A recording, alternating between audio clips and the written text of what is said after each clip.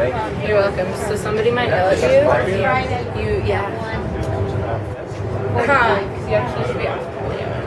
Oh, should I just Or you can just like stand on that side. It's just. I'll just figure it out. Okay, for sure. Do you guys want to get some food, or you just thinking drinks? For sure. All right, well, I'll come check on you in a little bit. All right.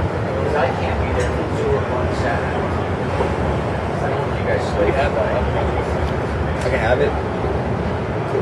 Damn, look at the short here. It looks so beautiful.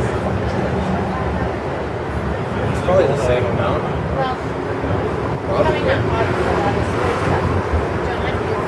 Cheers, bro. You being an asshole in this game.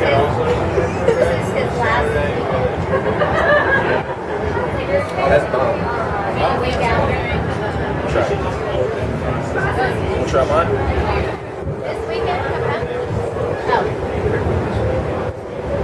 What I can do? This chocolate. Ready? Louder?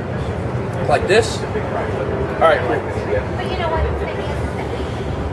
Alright guys, how you guys doing this evening? Doing really well. Doing good. That's good. Down Goes Frazier. So we're sitting here with Down Goes Frazier, world famous band, Denver, Colorado. So how'd you guys come up with the name? I called up my friend Antoine and I asked him if he had any ideas for names because we're going to be called Two Dope Niggas or the Black Mountains, and he came up with this idea, Down Goes Frazier. There's already a couple bands named that, but we're like, fuck it, that's a cool ass name, we'll just steal it. And you know, by Antoine, he means Avery. He called up Avery, and I said we should call ourselves Down Goes Frazier. I was like, you know, Two Dope Niggas, I mean, it's just, you know what I mean? Not everybody can relate to that, you know, so I was just like, you know, Down Goes Frazier just sounds like a good band. And I was like, eventually I was like, oh snaps, there's a couple bands named this already, but I was like, dude, we make good music, so, you know, Down Goes Frazier all the way. It was my idea. So you guys were going to be called Two Dope Niggas? Yeah. Isn't it true that your guys' drummer is white?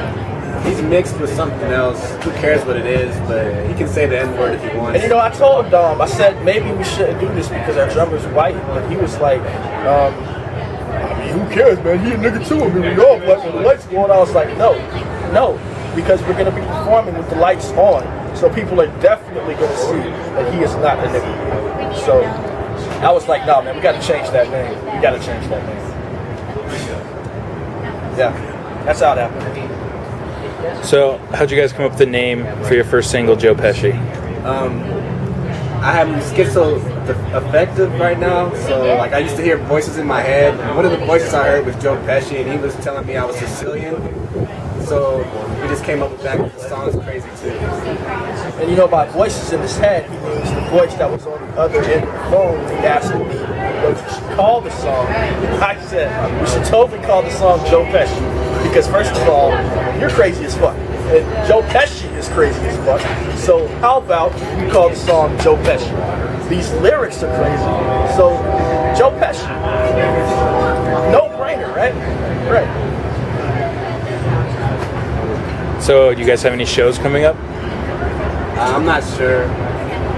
This is a show. This right here is a show. You're not paying us for this, but this is a show. This experience that we're giving you right here, we're giving you some of ourselves. You know, just a little bit of us that you get. You know, this is a show. Definitely. So how was the whole recording process?